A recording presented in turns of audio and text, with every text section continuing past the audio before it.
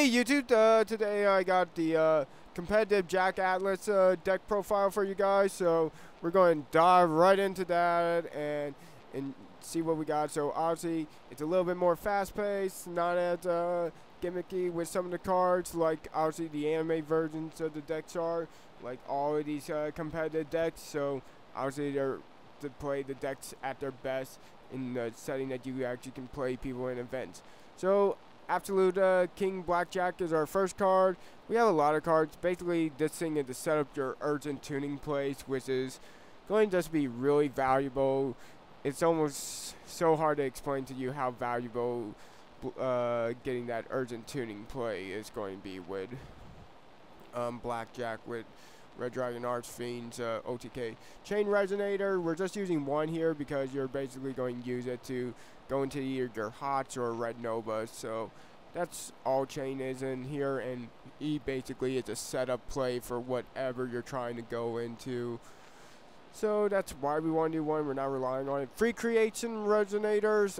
I know no Dark Resonator, but the reason why is this guy special summon himself. Dark Resonator doesn't.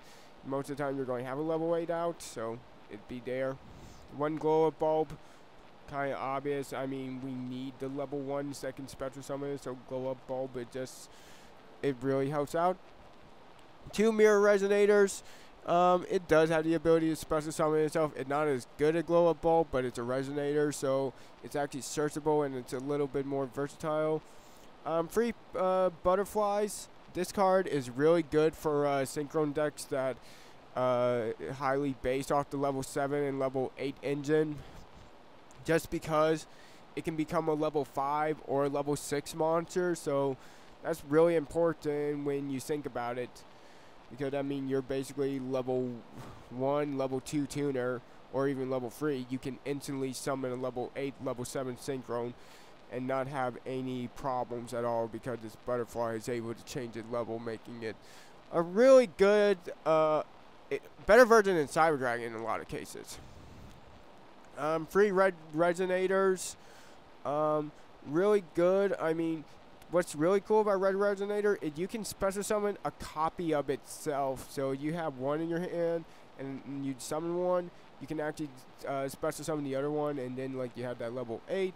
Go for that level 12 synchron and just kind of crush your opponent right there. So the Resonators are really all able to special summon each other really fast. 2 Red Splinters. Red Splinter, it's really powerful, and when you have a card that makes it easy to summon, Dark Highlander, with Dark Highlander intense power, it's really hard not to play a card like that. I'm not even joking. Dark Highlander had won lots of games. 2 Cyclone Resonators. Really good monster. It's able to special summon itself from your hand. Sadly, not the graveyard, but when it is in the when it does get sent to the graveyard, you get to add another Resonator. So it works itself out with basically cycling your stuff through and helping you synchron summon again. So they really all work off each other. Free Vice Dragons. The Vice Dragons are that basically level 5, and instead of Cyber Dragon, just because Vice Dragon is Jack's card, it's my choice. Free Chicken Games. Make the deck a little bit shorter. Instead of Upstart, the reason why not Upstart is it's kind of a little bit hard to deal the OTK with a lot of the Red Dragon Archfiend cards, so playing Chicken Rate just kind of makes it a little bit easier, and your make your deck less so your opponent doesn't survive for as many turns. So that's always why I kind of see Chicken Race as a little bit more valuable than Upstart Goblin, if that makes sense to you guys. Now the Foolish Burial, you're basically going to mill a Resonator or a Blackjack depending on your situation. That's how this Foolish Burial is going to be used. Just for whatever setup, because if you want your traps with black, that's how you're going to do it, or otherwise. 1 for 1, you're basically going to be summoning out one of the tuners, except for Chain or Blackjack if you kind of want that defensive and, I don't know, going for a weird play. I mean, there are some weird plays, so I don't know, you could. 1 red dragon vase, because you actually can get this off consistently with the Scar Right red dragon, so that actually makes it pretty nice. 3 resonator calls. Again, this is the reason why I'm not playing Upstart, because you're able to search out all your resonators, which are about like 6, 7, 8, 11 cards out of your deck. So you're basically able to search out most of your deck, making this 34 card deck with the resonator call and chicken gate. 2 Scarlet securities. Having a Harpy Feather Duster or Dark Magic attack is always just going to be good. 1 Descending Lost Star. With how these synchrones are working, it's actually pretty nice to have a quick way to revive them that has no cost and kind of play with the levels a little bit. 3 Powerful Rebirths, obviously for controlling levels, synchron summons. Even helps with some XYZ play, so really like this card. Definitely is good with how it works with the deck. 1 Red Carpet, just because most of your teams are Dragon Synchros. No, sorry about that. Red Cocoon. I really like this card. Unfortunately, I wish I had a discard outlet for it, just because I'm going to have that Red Dragon Archfiend in the graveyard so many times. Now, 2 Urgent Tunings.